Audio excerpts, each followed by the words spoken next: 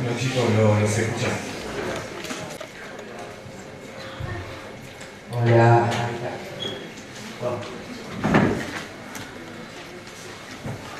Nosotros somos, los chicos son de Ensenada, los voy a presentar: Camila Pantaleo, que hoy es el cumpleaños, Maximiliano Marchi, Manuela Muldon y yo soy Pablo Secho. Yo soy de Berizo, está pegadito a Ensenada. Esta es la bandera de Ensenada. Allá. Nosotros estamos a la orilla del río de la Plata, no sé si al oeste de la provincia de Buenos Aires. Al este, perdón. Ahí estamos nosotros. Bueno, pasa, ahí está, esto, por favor. Ensenada se hizo conocida por las invasiones inglesas. Se funda el virrey Aviles, la funda como pueblo el 5 de mayo de 1805. Antes de eso había un fuerte militar, porque Ensenada es un pueblo natural que tenía. Ahora no, porque fueron llegando sedimentos, entonces medio como no quedó, pero antes era puerto natural. Entonces, ¿qué pasaba? Contrabandeaban por ahí. Entonces dicen, vamos a poner un fuerte, y lo pusieron. En las invasiones inglesas, los ingleses dicen, vamos a agarrar Buenos Aires, ¿por dónde vamos? Por Ensenada. Entonces dicen, no, hagan más altas las murallas y vamos a hacer el fuerte. El fuerte es el Fuerte Barragán. Creo que es patrimonio nacional. Next. No, una anterior. Esta es la Municipalidad de Ensenada, que fue renovada hace poco tiempo. Está muy linda. Next. Este es el centro La Merced, nuestra plaza principal. Tenemos la municipalidad, la iglesia de La Merced, que fue la primera iglesia de Ensenada. Tenemos la plaza San Martín, que acá vienen a tocar bandas de rock. La plaza Moreno, que es un skate park bastante lindo. La biblioteca municipal, que es una casa de 1808 que la reformaron. La municipalidad la compró y la reformó, quedó muy linda, muy moderna. Bueno. Ensenada era un centro portuario, ¿no? Venía el puerto de Ensenada se hizo a pico y pala por inmigrantes italianos y gente que estaba presa. Entonces venía mucho el tren, el ferrocarril. Además por el puerto, porque podían negociar, y además la ciudad al lado de Berizo era una ciudad frigorífica.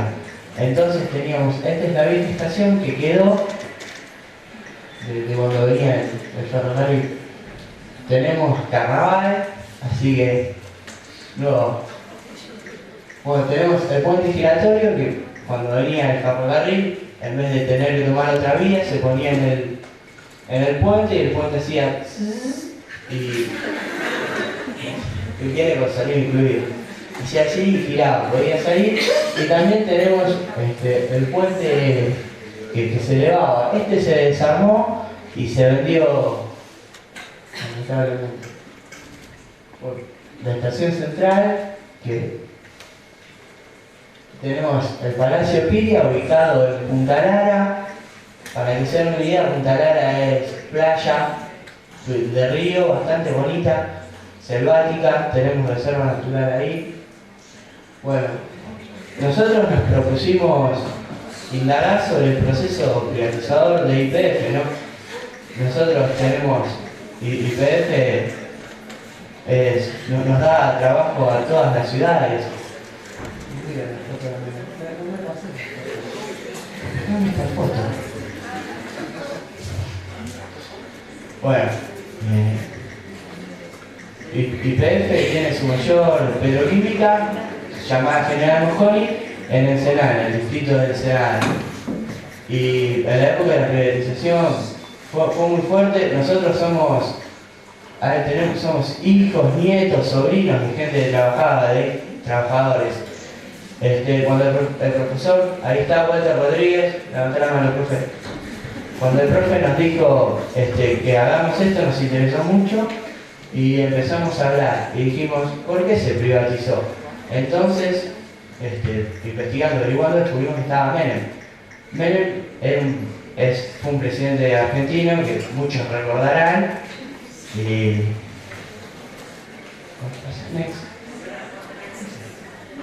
Bueno, Menem tenía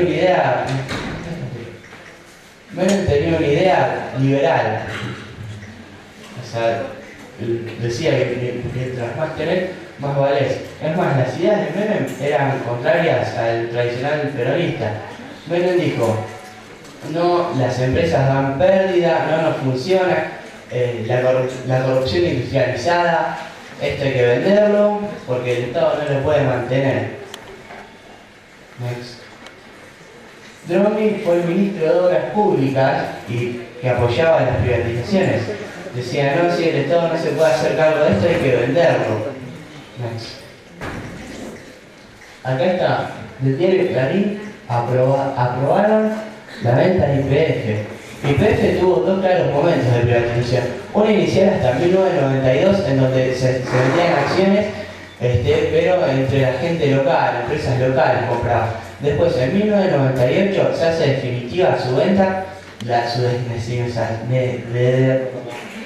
desnacionalización se hace completa. Ya se la vendemos a Repsol. ¿Qué hace? Repsol estaba con el Estado y con el sindicato de YPF, que es SUPE. No, entonces hubo una trama rara. En ese momento, el vocal de SUPE, el mandamás, digamos, se llamaba Diego Ibáñez, que era íntimo amigo de Menem. Y hubo algo medio raro. Cuando despidieron masivamente, en YPF hubo despidos o retiros voluntarios. Cuando hubo despidos, el masivo fue el 13 de septiembre de 1991. ¿Y qué pasó? Dijeron a los trabajadores, son por sectores, se diferencian, vos este sector, vos en tal, ¿viste como los Simpsons? ¿Viste cómo trabajar en el 7G? Bueno, algo así es. Y le dijeron, tenemos que apoyar a los YPFianos, ellos se llaman familia YPFiana. Dicen, tenemos que ayudar a nuestros compañeros YPFianos de Salta. Entonces, vamos a ayudarlos a hacer paro. A los trabajadores les pareció medio raro, pero fueron igual a apoyar. Y cuando fueron los más revoltosos les dijeron, estás despedido. Y lo más cómico es que no era que te avisaban días antes que te iban a despedir, sino que te llegaba un telegrama a tu casa y te decía, estás despedido. O mismo, cuando vos ibas a trabajar a las 6 de la mañana, te daban un papelito y te decía, despedido. Al papá de Maxi lo despidieron el 13 de septiembre de 1991, en esa masiva despedida. Bueno, retomemos a Menem.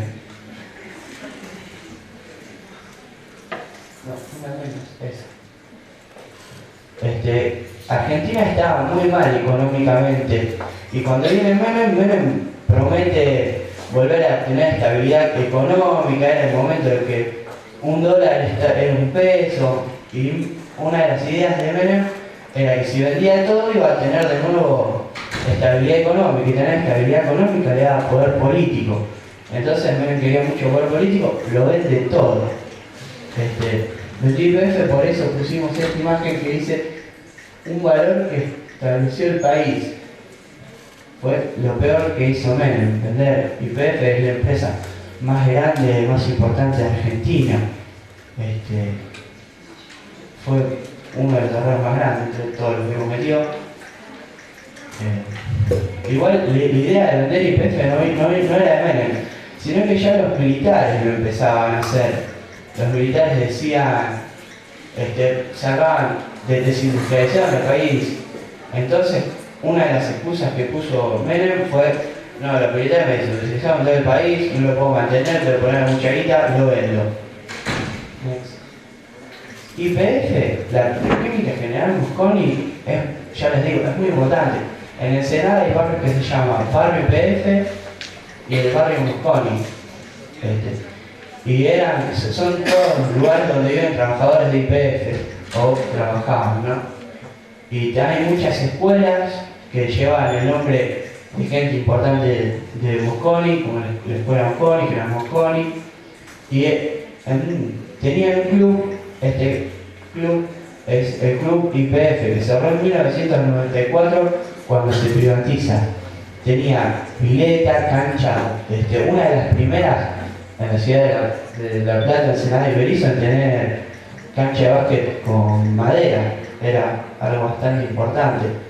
La cierran, la privatizan, dejan un montón de gente, y esto no solo fue que afectó a los trabajadores, sino que afectó a la vida social de las personas, pues ya no podían ir más a este club, un club enorme en donde iba mucha gente. YPF, a las escuelas que tenían el nombre de YPF o que no eran Mosconi, les daba plata, o sea, también afectó a la educación, ¿no? Next. Acá tenemos los telegramas de suspensión y el telegrama de despido. Antes de darte una despido te daban suspensión, te decían, che, vos fuiste una huelga, tomá, te viene la suspensión y después al otro día te dan el despido. Next. Bueno, cuando era del Estado el recibo de sueldo era así. Cuando pasó a manos privadas era así. Quiero aclarar, una parte fue el despido y otra el retiro voluntario.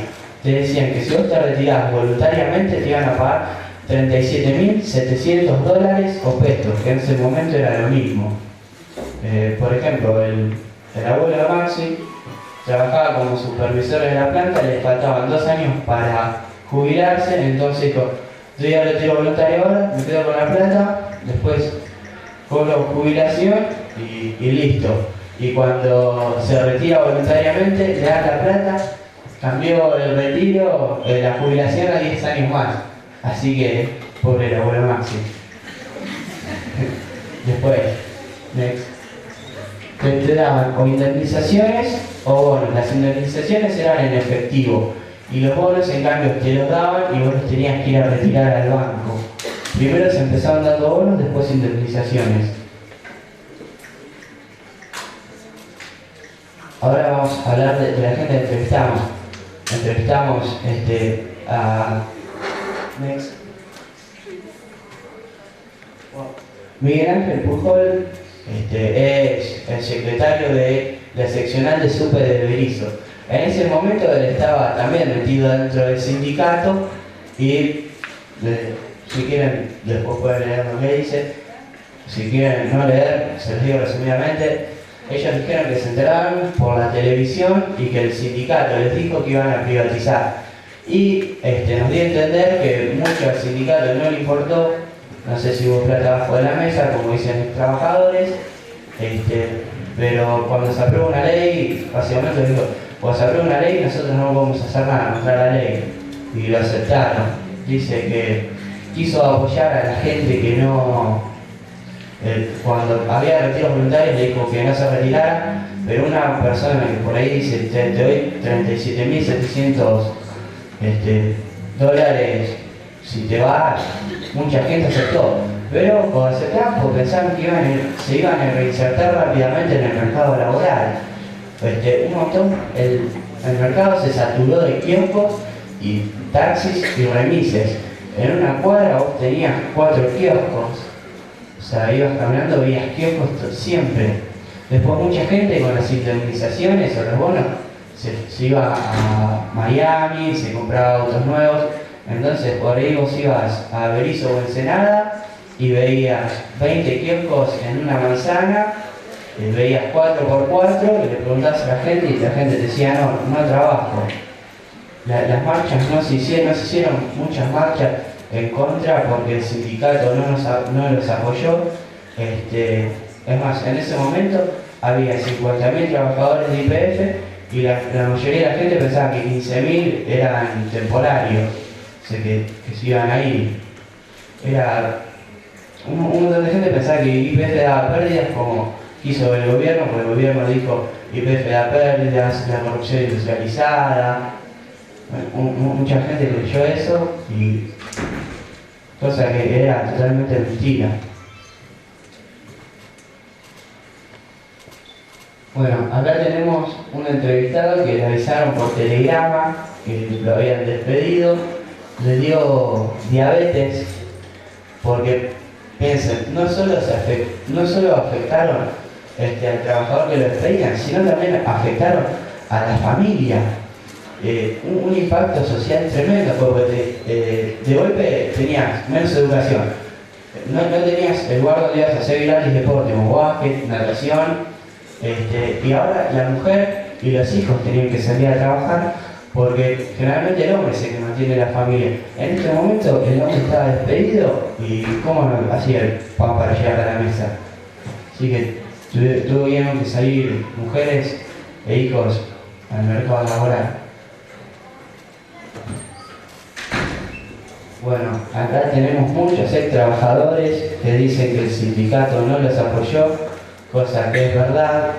Estaban todos, nos contaron que tuvieron un pico de presión y por ahí vos le entrabas a preguntar y era divertido porque vos escuchás cómo se iba enojando. Empezaba, no, por el sindicato esto, y joder, y te decían todas esas cosas. No las pusimos en el trabajo. Bueno, este es el tío de Maxi. Es un caso paradigmático, ¿no? Porque él se quería retirarse de YPF siendo joven. YPF, él tenía un cargo importante. Era jefe de planta, había estudiado mucho, YPF no le quería dar la baja, entonces le pide al sindicato que lo apoye para poder retirarse y se retira. Con la plata abre kioscos y terminó haciendo un lavadero. Next. Bueno, este es el abuelo de Maxi, que lo despidieron y después pensando que se podía jubilar y después le dijeron, no, te faltan años para jubilarte. Bueno, acá tenemos otro que se enfermó anímicamente, otro ex trabajador, hay muchos casos. Después realizamos encuestas y entre las encuestas había una pregunta. La pregunta era, ¿qué es para vos cultura de trabajo? Un montón nos respondieron, qué sé yo, trabajar. Acá tenemos una de la mejor definición de cultura de trabajo, que si la quieren leer está muy interesante.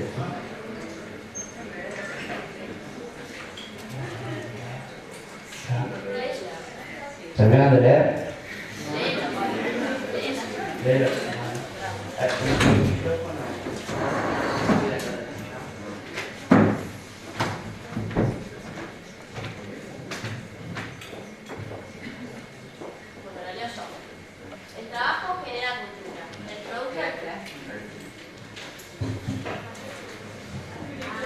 Trabajo genera cultura. El producto del trabajo hace a la gente más propensa a fortalecer sus relaciones culturales, individuales o con su entorno.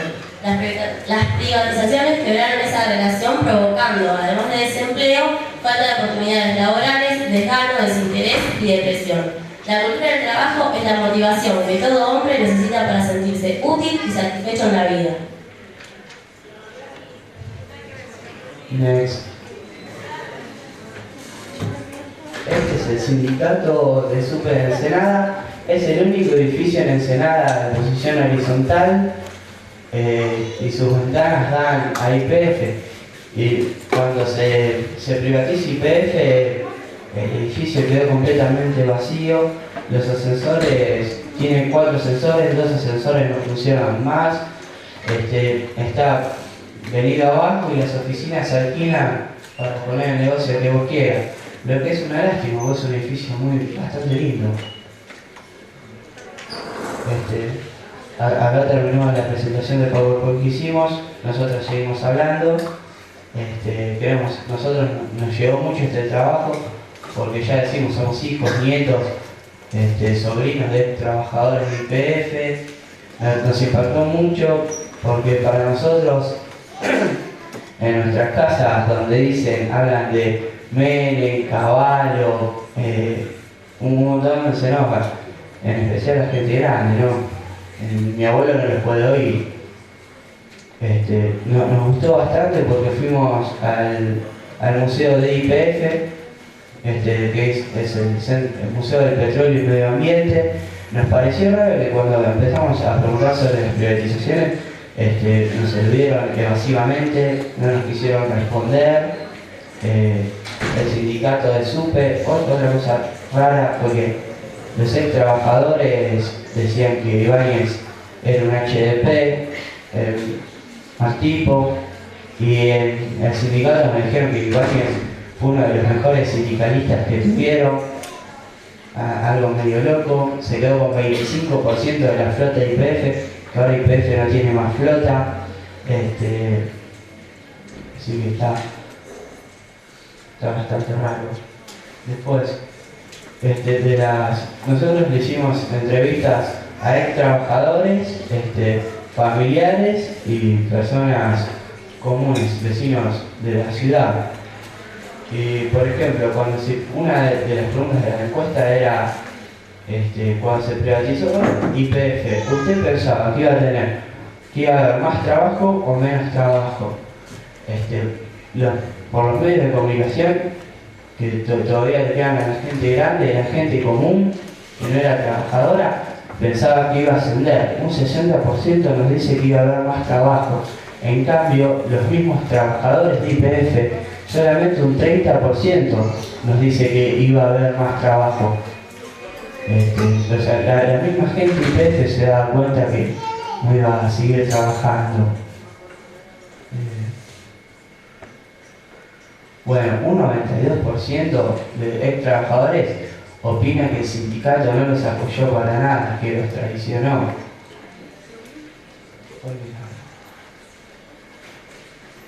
Bueno, 3/4 de las entrevistas nos dice que se vieron alteradas las familias, en el sentido que la mujer tuvo que salir a trabajar, ponerse los pantalones, ¿no?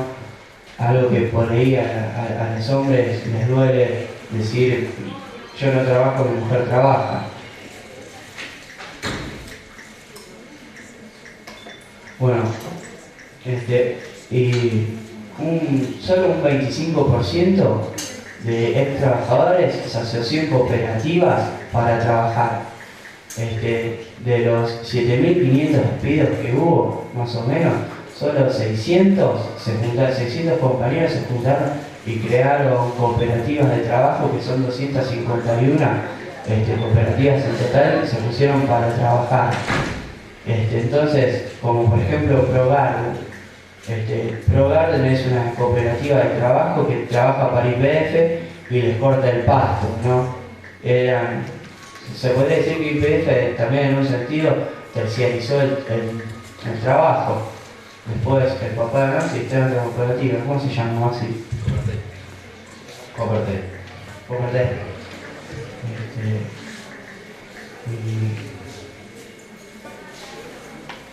Y bueno, la vida de los desocupados, hay gente que pudo salir adelante, como los que se hizo en cooperativas, gente que era contador, que trabajaba para la empresa, siguió ejerciendo su profesión, otra gente lamentablemente se quitó la vida.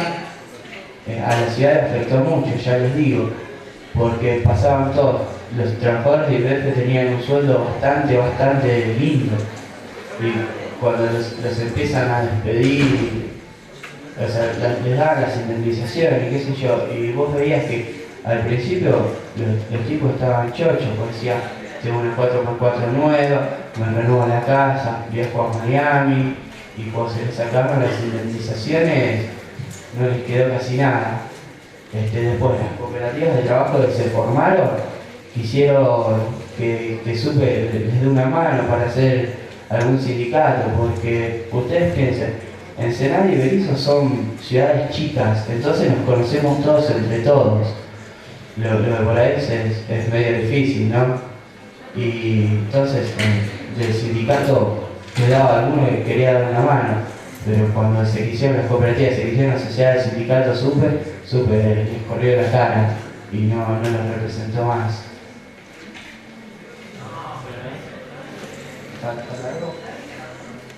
Bueno, listo.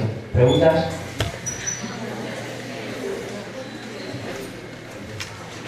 Allá, sí, vos en el fondo. Párate, por favor.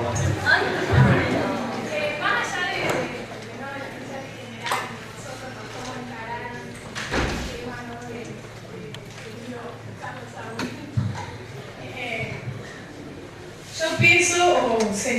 es cierto?, que su tema habló más por el lado de la política. Y nosotros hace 2 años tuvimos la oportunidad, ¿no?, de estar en estas Olimpiadas y presentamos la privatización de ferrocarriles. Sí. Y tuvimos un cuestionamiento, ¿no es cierto?, en el marco de las acciones colectivas. ¿Ustedes en su trabajo sintieron alguna, no sé, acción colectiva o más allá, ¿no?, de esto, que agarraron, o sea, que utilizaron su indemnización para hacer que alguna acción colectiva, una disyuntiva como lo habían corregido en ese momento, la sintieron o la reconocieron, la encontraron en su trabajo? Eso. Y cuando fuimos a hablar con las cooperativas que se formaron, sí, lo sentimos. Pasa que eran muy pocos, te digo, de 7.500 solo 600 asociaron. Y no, vos decís, es algo raro, ¿no? Después por el sindicato no se sintieron apoyados, el sindicato no hizo ninguna marcha en contra, es más, el sindicato ayudó a que los despidan. Entonces mucha gente se fue indignada, un montón se enfermó y no se dio un compañerismo que tendría que haber estado. No es que como vos estás despedido, yo te doy una mano, y que vos estás despedido, yo también. Chao, arreglate la voz. Claro, ¿y tuvieron algún testimonio de los cómplices de la privatización, de empleados, de trabajadores cómplices, como se decía, ¿no es cierto?, en el momento de esa privatización, porque existieron? Sí, mirá, en Super nos taparon bastante, o sea, nos dieron la entrevista el secretario, pero es más, imagínate, Ibáñez, un tipo, no sé si alguno lo debe conocer, Diego Ibáñez, falleció, le mataron un hijo, el trabajador le mataron un hijo. El tipo era gremio, estaba en el gremio, en el sindicato, pasó a estar en IPF cuando le quedaba algo al Estado y después cuando se hizo Repsol el tipo siguió estando en la comisión directiva. Entonces vos decís, se quedó con 25% de la flota de IPF. IPF tenía barcos para llevar, no sé, a Bahía Blanca, llevaba o transportaba petróleo, que acá se daba con procesos químicos, pero si no se hicieron. No se hizo nada, y la mayoría de la gente que estuvo en esto de yo te ayudo a que lo despidan, vos me das acciones o me das plata, están todos viviendo afuera. ¿Preguntas? ¿Algún comentario extra con respecto a la cuestión de la acción colectiva?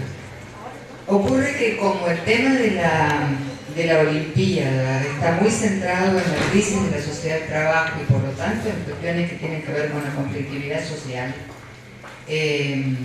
la conflictividad está hecha de acciones colectivas, de donde hay actores y oponentes, en donde hay conflictividad, uno reconoce, ¿no es cierto?, que esa tiene que expresarse.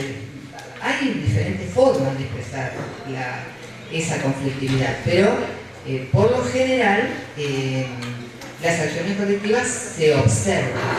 Pero nos ha ocurrido algo a nosotros en este tercer año que llevamos en la categoría C, ustedes hicieron referencia a algún comentario que tal vez en ese momento se hizo, sobre todo cuando tiene que ver con el manejo de conceptos. Y por eso quería retomarlo. En primer lugar, quiero decirles que puede haber, por ejemplo, en este trabajo hay un nivel de conflictividad, diríamos, bajo. Ustedes mismos dicen que hubo poca reacción y, bueno, ustedes también marcaron algunas de las razones, las indemnizaciones, y además, todos lo sabemos a esto, pero lo reitero, hay un discurso privatizador muy fuerte que prende en sectores muy amplios de la población y en los propios trabajadores, que tal vez en el momento, en la coyuntura, no advierten las consecuencias. Además, en ese momento histórico, no estaba claro que el desempleo venía para quedarse. Y esta idea de nos insertamos era una idea bastante común. Lamentablemente, la evolución del sistema capitalista a nivel global y a nivel local fue mostrando que el desempleo es un fenómeno estructural con niveles de desocupación más bajos o más altos. Bueno, nosotros tenemos después del 2001 una recuperación del empleo, sin embargo hay un piso de desempleo que parece bastante difícil de ser perforado aún con políticas que tienen un cierto tinte reactivador, pero ese es otro tema porque habría que entrar a analizar completamente en Argentina, del 2001 en adelante, cómo se está dando este fenómeno, que bueno, evidentemente ninguno de nosotros puede decir que no estamos dentro del mismo sistema y que el sistema sigue mostrando las contradicciones que viene mostrando en los últimos tiempos, con algunas variables, etc. Entonces no es obligación buscar acciones colectivas. Pasa que normalmente en cualquier fenómeno de conflictividad estas están. Pero el otro problema que tenemos es que las acciones colectivas no siempre son contenciosas. Es decir, acciones en las cuales hay actores y oponentes muy claramente definidos y además, cuando ustedes dicen, responden, ¿no es cierto?, a este planteo sobre las acciones colectivas, la formación de cooperativas son acciones colectivas. Ocurre que no le podemos atribuir, o por lo menos así directamente, un carácter de contencioso. Pero les digo a todos, y a los que tengan interés en seguir trabajando, que a veces el título del tema que les proponemos, transformaciones en el mundo del trabajo, la crisis de la sociedad del trabajo y las formas de la acción colectiva, pero que no hay que por ahí desesperarse si uno en el lugar concreto donde está haciendo su trabajo, encontró su tema y hace la investigación, no encuentra las acciones colectivas. Lo importante es poder visualizar esas transformaciones. Eso era una de las cosas que quería decirles, pero como ya tengo que ir a trabajar con el otro grupo, si ustedes me permiten, preferiría comentarles algunas de las cosas que yo, acá en las notas que tomé.